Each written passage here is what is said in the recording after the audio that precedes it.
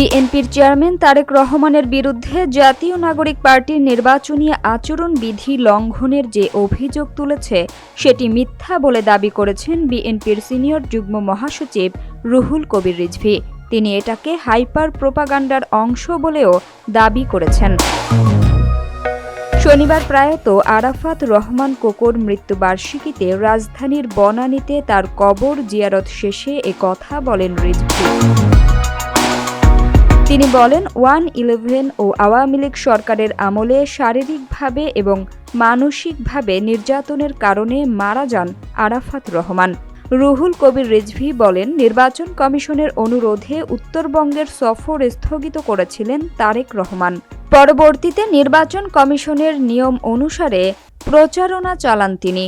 তারেক রহমানের নেতৃত্ব গুণে ও বক্তব্যে ঈর্ষান্বিত হয়ে প্রতিপক্ষরা জনগণের মাঝে বিভ্রান্তি ছড়াচ্ছে বলেও দাবি করেন রুহুল কবির রিজভী।